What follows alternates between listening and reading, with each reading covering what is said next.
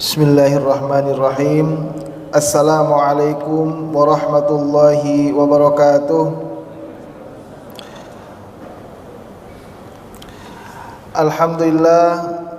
Alhamdulillahi ridhal marghub, ya'fu wa yasfahu wa yaghfiru dhunub, yumli wa yumhilu la asiyatu. Nahmaduhu tabaraka wa ta'ala hamdan wa lidzatil aliyatil mansub, wa nas'aluhu salamah fima madha wa ma sawfa ya'ti min khutub. Wa ashhadu an la ilaha illallah dzul janabil marhub, wa ashhadu anna sayyidana Muhammadan abduhu wa rasuluhu dzul maqamil mahub. Allahumma salli wa sallim wa barik ala sayyidina Muhammad wa ala ali sayyidina Muhammad kama sallaita ala sayyidina Ibrahim wa ala ali sayyidina Ibrahim innaka antal hamidum majid. Allahumma la sahla illa ma ja'altahu sahla wa anta taj'alul hazna idza syi'ta sahla. Allahumma inna nas'aluka hubbaka wa hubba man ahabbak wa hubba amalin yuqarribuna ila hubbika bi rahmatika ya arhamar rahimin. Amin amin ya rabbal alamin. Alhamdulillah, kita semuanya diberi kesempatan oleh Allah Subhanahu wa taala untuk mendapatkan kesempatan yang luar biasa, yaitu mendapatkan bulan Ramadan. Alhamdulillah, kita semuanya diberikan kesehatan dan diberikan kekuatan untuk melakukan ibadah puasa. Melanjutkan penafsiran suratul Baqarah, sekarang menginjak ke ayat 51. Sebelumnya kita ulas sedikit biar sedikit nyambung.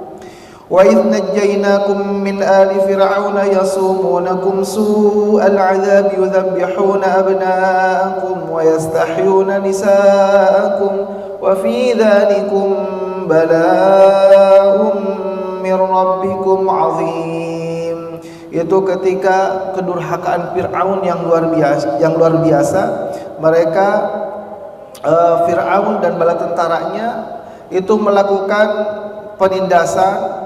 Bahkan mereka membunuh anak-anak laki-laki, lalu kemudian dikerjarodikan mereka. Lalu kemudian setelah itu Nabiullah Musa mendapatkan perintah oleh Allah Subhanahu wa taala untuk bersiap-siap pergi dari kota Mesir, dari penguasaan Fir'aun. Kabur dari penguasaan Fir'aun di malam hari. Ketika di malam hari, kemarin sempat diketahui bahwa disampaikan kepada Fir'aun, wahai raja, sesungguhnya orang-orang Bani Israel telah keluar dari Mesir. Mereka bergerombol dipimpin oleh Nabiullah Musa. Mereka keluar dari kekaisaran, dari daerah Fir'aun. Lalu kemudian kata Fir'aun dengan keangkuhan dan kesombongannya, udah, mereka itu nggak punya kendaraan, mereka itu lemah, udah nggak usah dikejar, nanti aja kita kejar ketika ada suara ayam berkokok, ketika ada pagi menjelang, udah baru kita kejar. Sekarang udah biarin dulu, nggak bakalan pergi kemana-mana, paling berapa kilo ketika mereka berlari. Masya Allah, ketika mereka kabur, Bani Israel kabur, qadarullah, suara ayam tidak berkokok. Kemudian pagi tidak terasa, Allah buat lama. Pagi tersebut dibuat panjang oleh Allah Subhanahu wa taala, sehingga baru sadar Fir'aun ketika sudah matahari sudah mulai terbentang. Lalu kemudian Fir'aun marah luar biasa, tapi masih sombong luar biasa. Ketika ayam tidak berkokok, kata Fir'aun, tenang dulu, jangan dulu dikejar. Saya akan mengumpulkan bala tentara, puluhan ribu tentara, ratusan ribu tentara, hanya dengan selesai memakan daging kambing ini. Makan daging kambing, ternyata selesai makan daging kambing, puluhan ribu bala tentara dengan senjata yang komplit, kendaraan yang komplit telah berkumpul di sekeliling Fir'aun. Fir'aun tersenyum, nah kan, belum selesai udah terkumpul bala tentara. Kejar, kata Fir'aun. Dikejar. Ketika dikejar benar saja. Ketika dikejar mereka belum terlalu jauh. Lalu kemudian dikejar dengan kendaraan Fir'aun. Setelah itu mentoklah di ujung lautan. Di ujung lautan ketika Bani Israel mau menyeberang, di depannya lautan. Lalu kemudian ketika akan kembali, di belakang pasukan Fir'aun, ke kanan pasukan Fir'aun, ke kiri pasukan Fir'aun, mau kembali pasukan Fir'aun, mau lanjut pun lautan. Kata Yusha bin Nun, wahai Nabi Allah Musa, apa yang Allah perintahkan? Menyeberang ke lautan. Yusha bin Nun langsung naik kudanya, lalu kemudian nyebrang ke lautan. Makin lama makin tenggelam Yusha bin Nun. Balik lagi Yusha bin Nun, wahai Nabi Allah Musa, benar ini nyebrang ke lautan? Saya nyebrang kok makin lama makin tenggelam, kata Yusha bin Nun. Benar, nyebrang ke lautan. Dicoba lagi oleh Yusha bin Nun, makin lama makin tenggelam, balik lagi. Yang benar Nabi Allah Musa. Kata Nabi Allah Musa, oh iya, Allah memerintahkan untuk memukulkan tongkat ke atas batu. Dipukulkan tongkat. Ketika dipukulkan tongkat, terbelahlah lautan. Lalu kemudian bukan hanya terbelah lautan, akan tetapi ada 12 suku Bani Israel terbelah menjadi 12. Terbelah menjadi 12, setiap suku masuk ke dalam jalurnya masing-masing. Wa idh faraqna bikumul bahra fa'anjaynakum wa aghraqna ala fir'auna wa antum tanzurun. Kalian melihat nikmat itu dari Allah. Enggak ada yang bisa membelah lautan. Siapa yang bisa membelah lautan kecuali Allah Subhanahu wa taala? Maka kenapa engkau tidak bersyukur kepada Allah?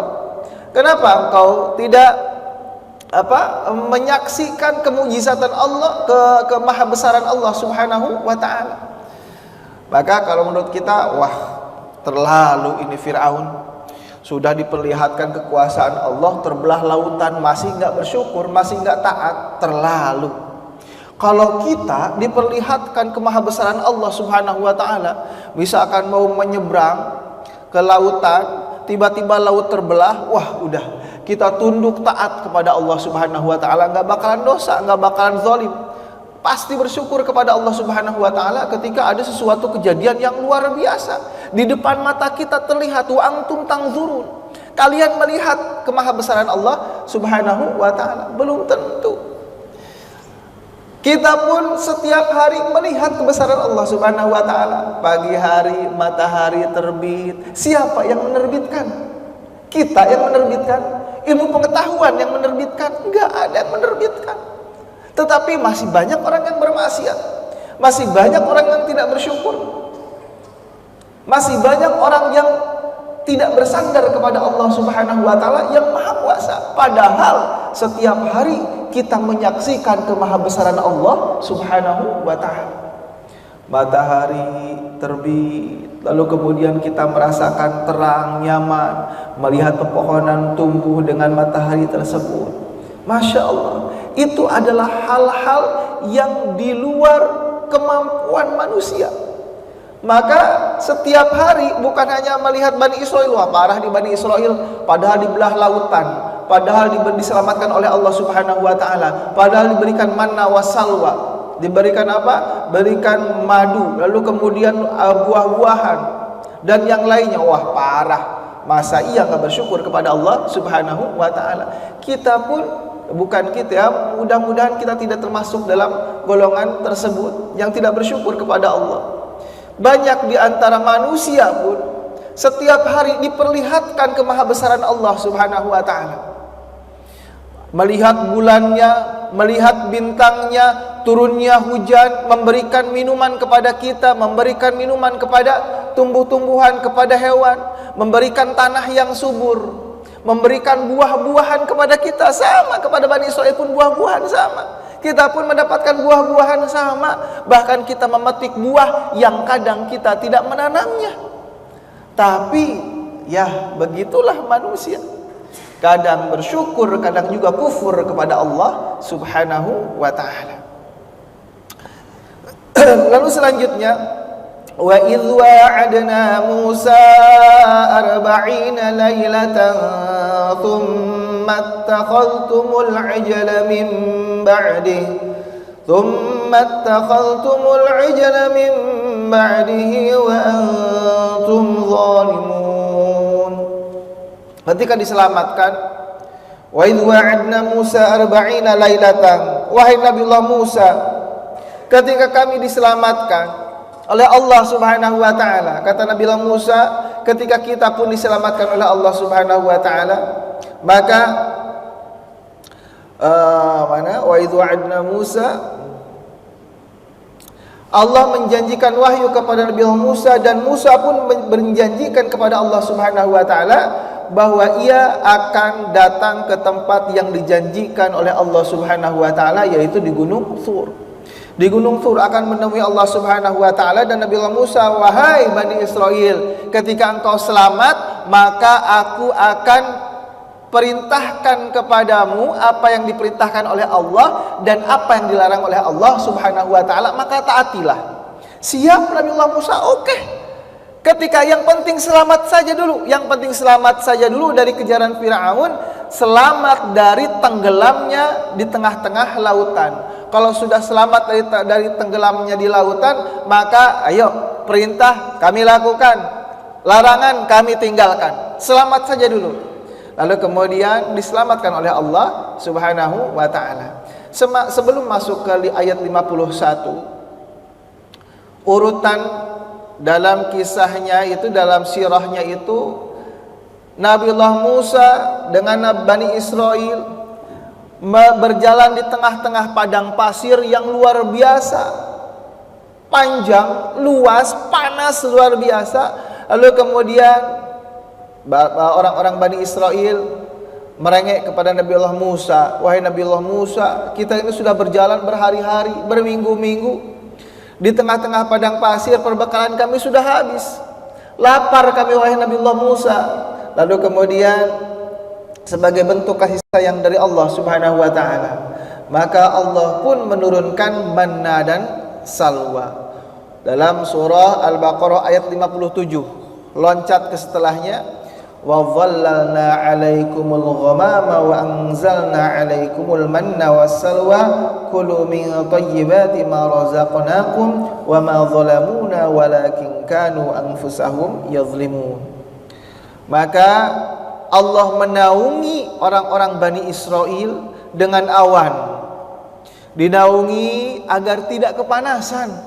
Siapa yang bisa menaungi dengan awan? Allah.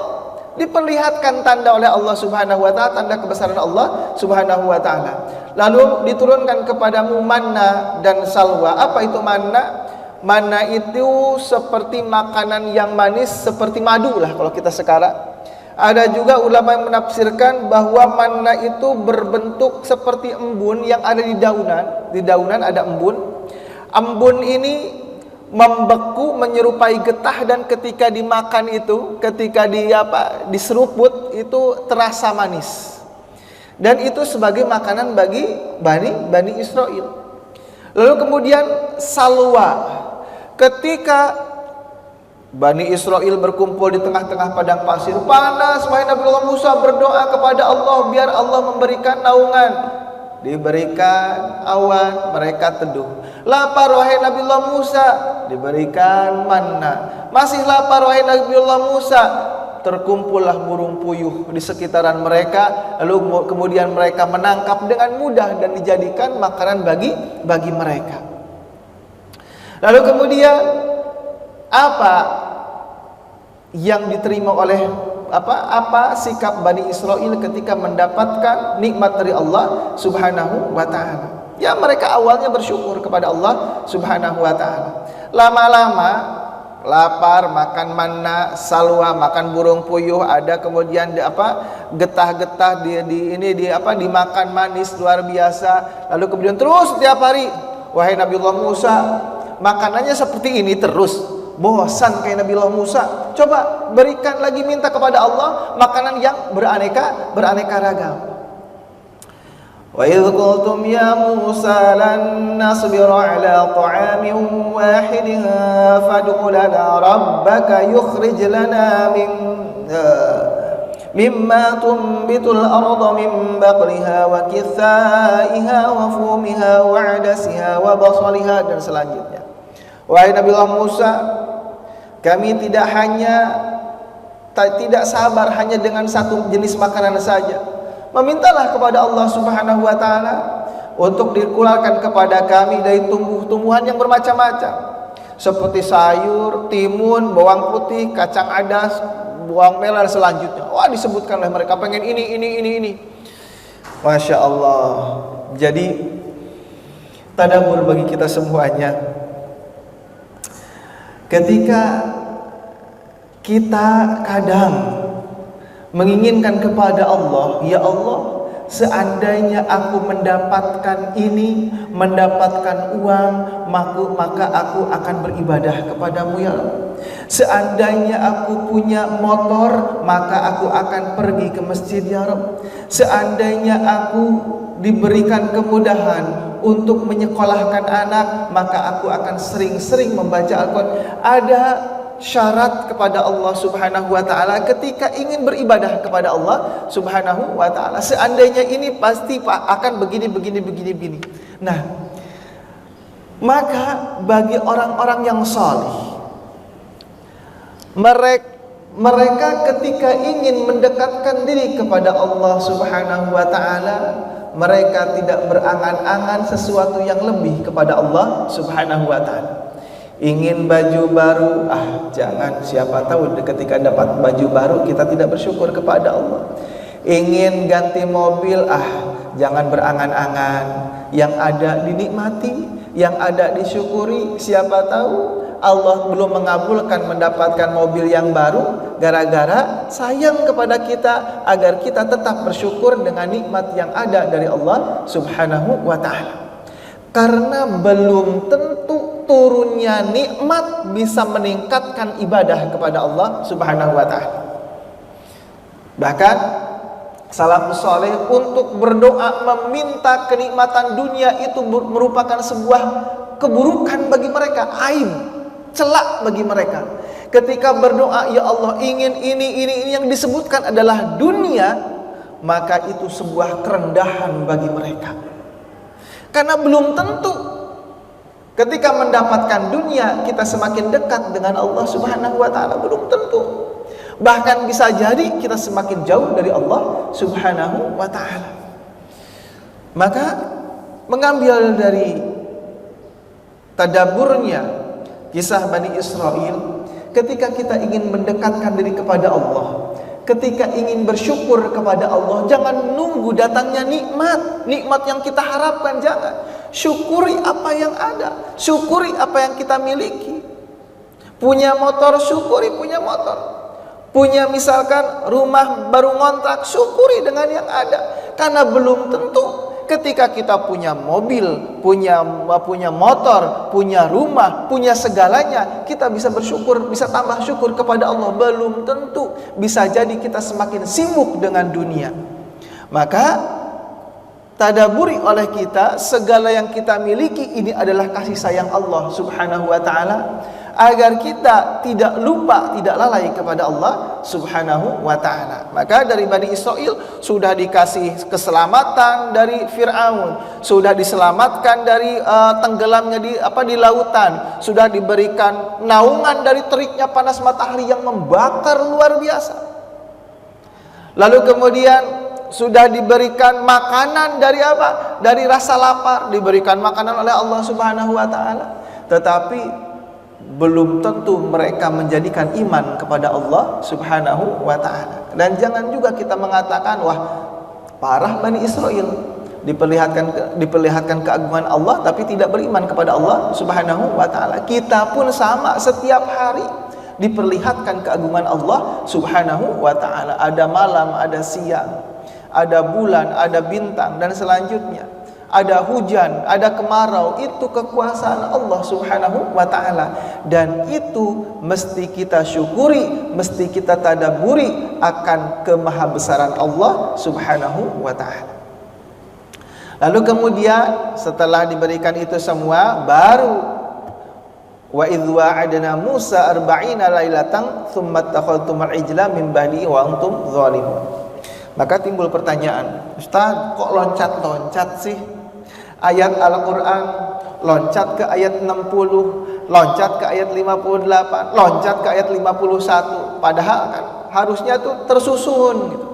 Nah, itulah Al-Quran. Al-Quran itu bukan hanya ingin menceritakan kisah secara berurutan, tidak. Dalam Al-Quran ada yang ditekankan dari sisi yang lainnya. Kalau sisi urutan sejarah, baca saja kitab sejarah, sirah nabawiyah, bisa dilihat dalam hadis-hadis Rasulullah Shallallahu Alaihi Wasallam.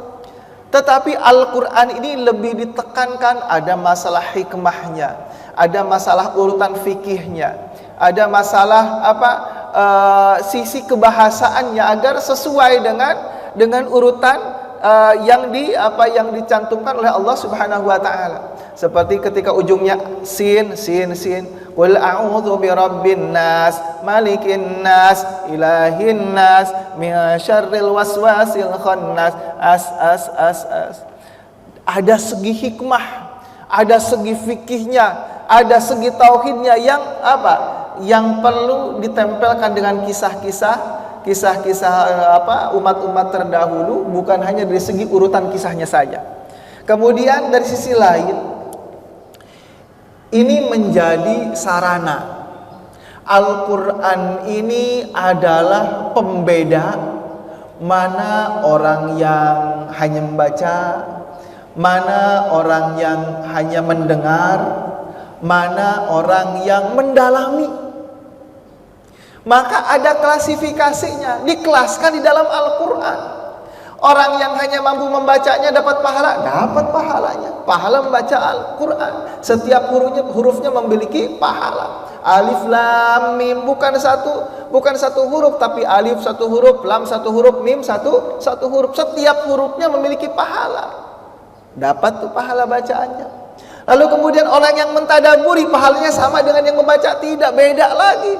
Yang mentadaburi, mengamalkan, beda lagi pahalanya. Ada yang membaca, mentadaburi, ada juga yang mendalami, membaca tafsirannya, menggabungkan dengan hadis-hadis yang lainnya, lalu kemudian dikaitkan dengan kisah-kisah sirah nabawiyahnya. Itu apakah sama dengan yang mentadaburi? Beda lagi. Maka Al-Quran ini bukan buku biasa. Ini adalah mukjizat dari Allah Subhanahu wa taala, mukjizat bagi Rasulullah Shallallahu alaihi wasallam. Maka Al-Quran ini menjadi pembeda.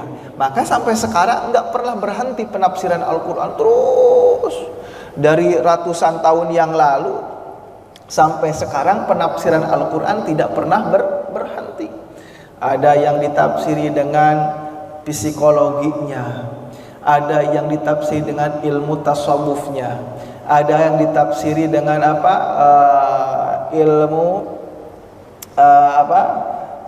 tafsir Masya Allah, Fakhrul Razi itu dibekali dengan ilmu pemikirannya. Lalu kemudian ada macam-macam penafsiran, tidak pernah selesai. Ada yang didekati dengan ilmu kedokterannya, ada yang didekati dengan ilmu sainsnya. Maka Al-Quran itu terus penafsirnya bertambah dan bertambah. Wa idh wa'adna, ketika Nabiullah Musa berjanji kepada Allah Subhanahu wa taala untuk mendatangi panggilan Allah Subhanahu wa taala di Gunung Thur. Annaha kalimatun murakkabah min kalimatain. Nah, lalu kemudian arba'ina lailah.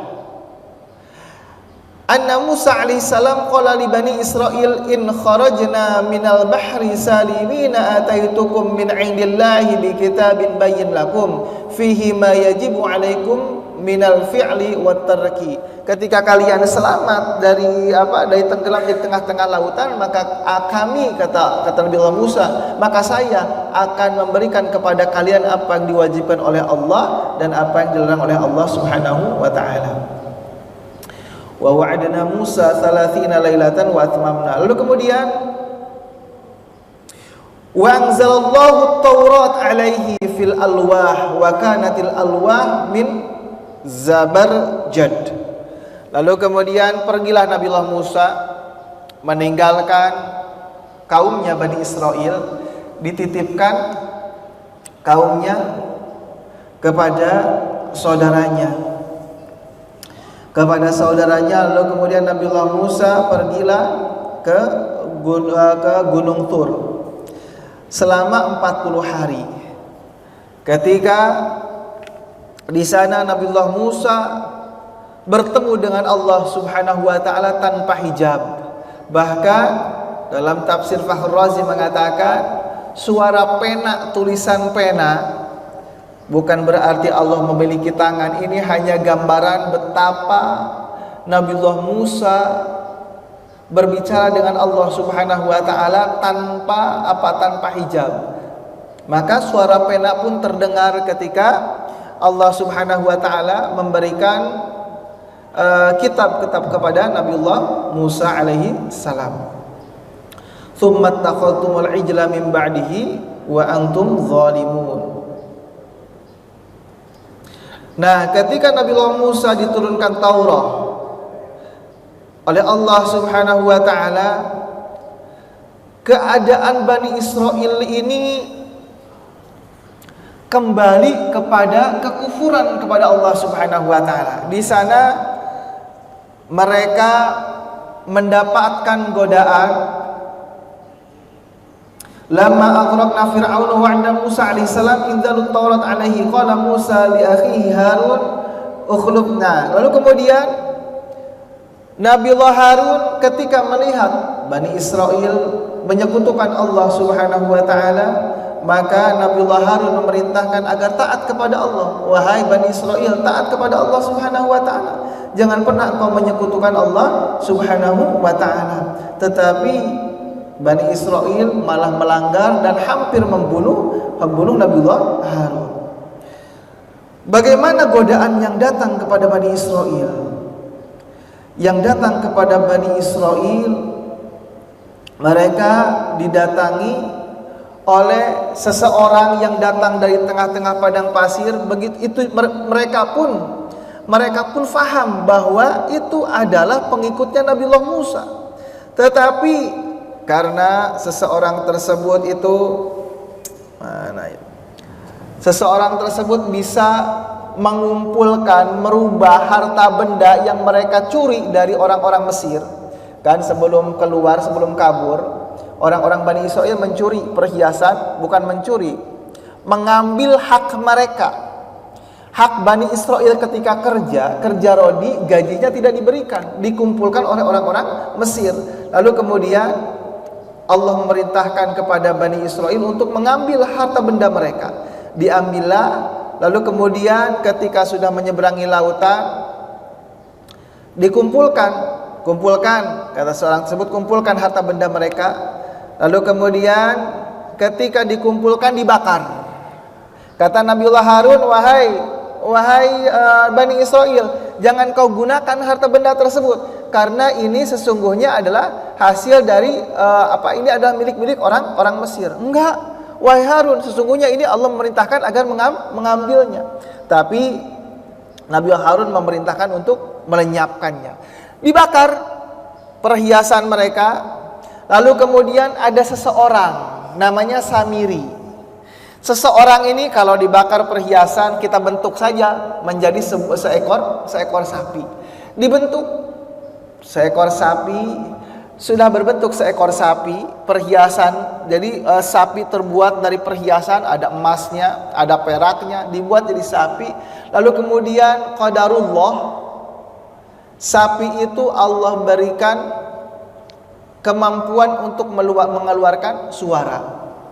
Begini cerita dalam Fakhrul Razi, dalam tafsir Fakhrul Razi, ketika Nabiullah Musa akan menyeberang lautan, maka setan iblis itu menghalau kuda-kuda, menghalau kendaraan Bani Israel agar mereka tidak mau menyeberangi lautan.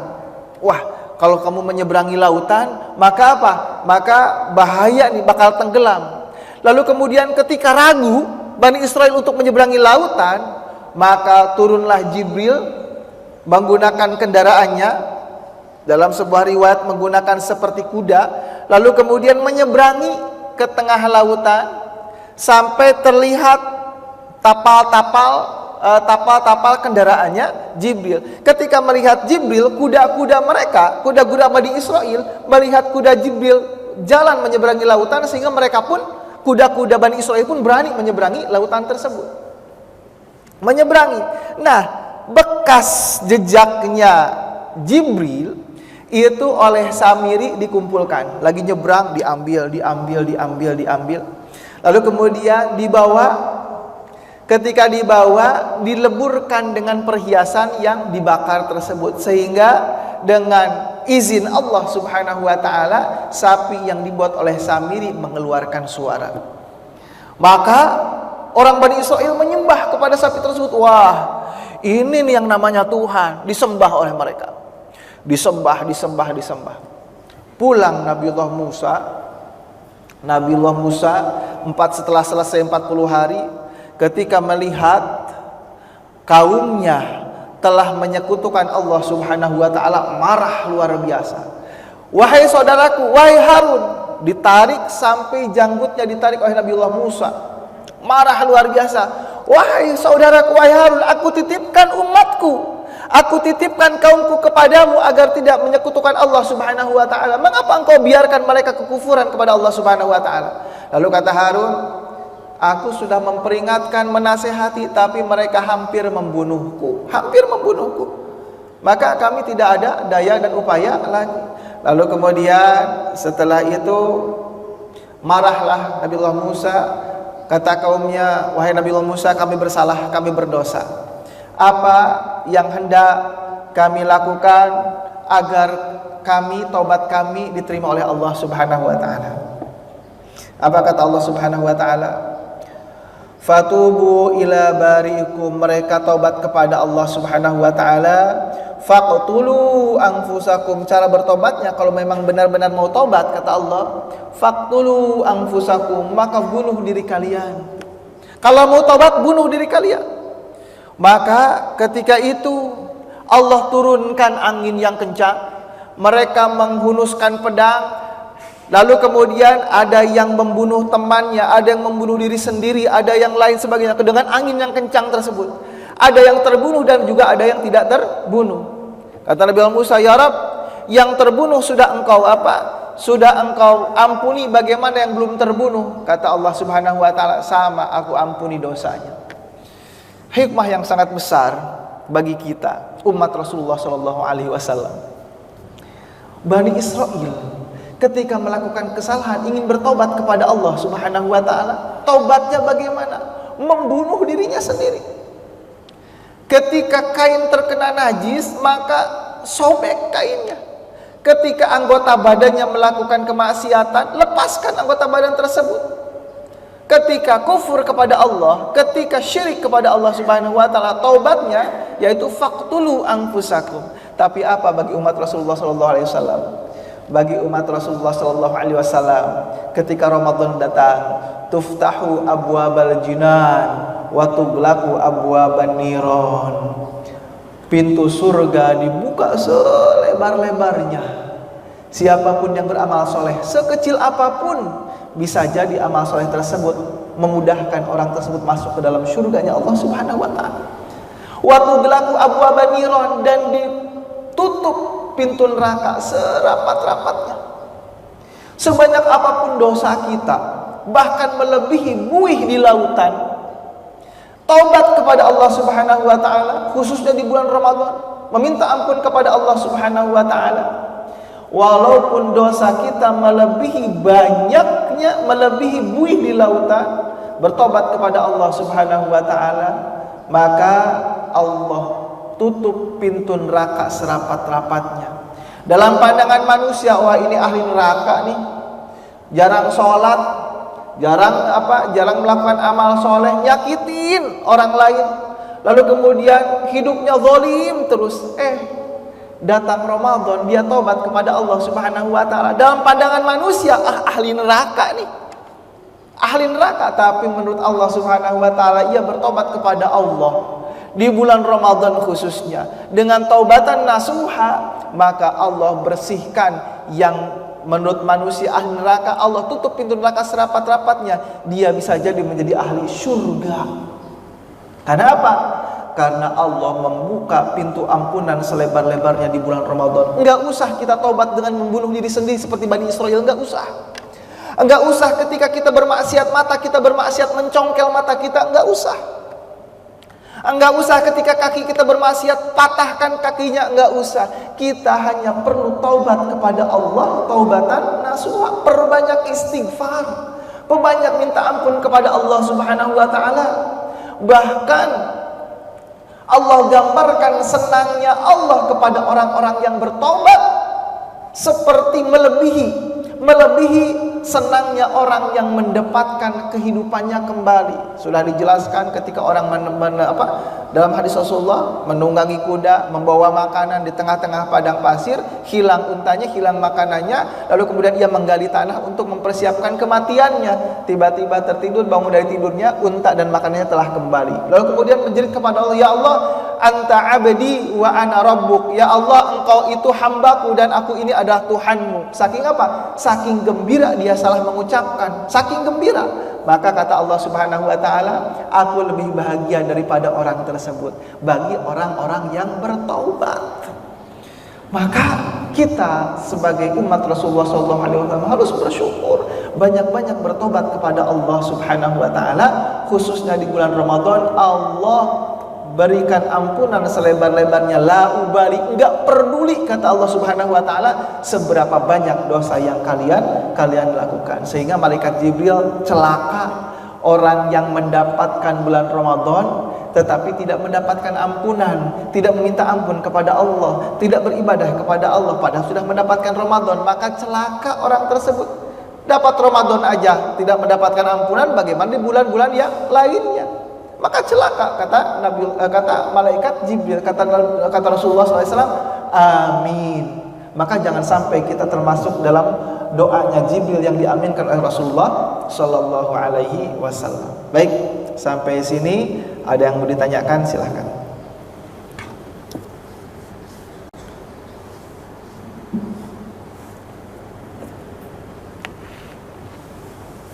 Tidak ada yang ditanyakan? Mau langsung sarapan? Enggak ada ya sekarang. Silahkan.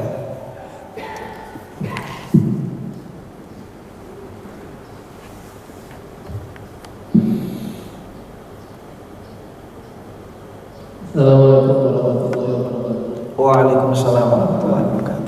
Dalam surat Al-Baqarah itu ada beberapa ayat yang menyatakan bahwa Bani Israel itu dikasih nikmat dan selalu dikasih nikmat. Kemudian ada juga disuruh memenuhi janjinya. Dan itu kira-kira janjinya itu apa? Dan itu ibrahnya atau kita bisa ambil pelajaran dari ayat itu apa, Ustaz? Ya. Analoginya dengan kita sekarang dengan kisah dari surat Bani Israel yang disuruh bersyukur dan disuruh memenuhi janjinya. Maaf, kurang jelas gimana? Suratnya ya Bani Israel, aku berikan nikmat dan berikan janjimu kepadaku. Nah itu kira-kira dari ayat itu apa yang bisa kita ambil pelajaran? Baik, Masya Allah. Ketika Bani Israel terus diberikan nikmat oleh Allah Subhanahu wa ta'ala, lalu kemudian penuhilah janjimu kata Allah Subhanahu wa ta'ala kepadaku. Apa janji yang mereka katakan kepada Allah Subhanahu wa ta'ala?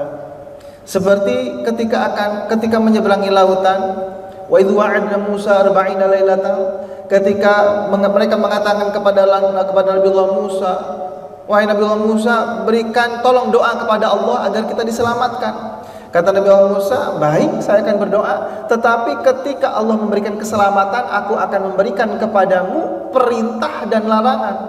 Lakukan ya perintahnya, jauhi ya larangnya. Siap, kata Bani Israel.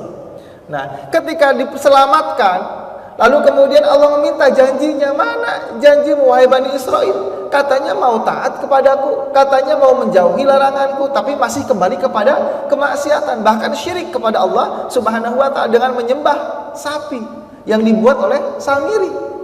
Lalu kemudian puncaknya, wa idh qultum ya Musa lan nu'mina, di ayat selanjutnya 55, wa idh qultum ya Musa lan nu'mina laka hatta narallaha jahrah. Allahu akbar. Wahai Nabi Allah Musa, walaupun nikmat engkau turunkan, nikmat yang Allah berikan diturunkan, tapi puncaknya kami tetap tidak akan beriman sampai Allah turun langsung. Masya Allah. Jadi ini kerasnya hati Bani Israel.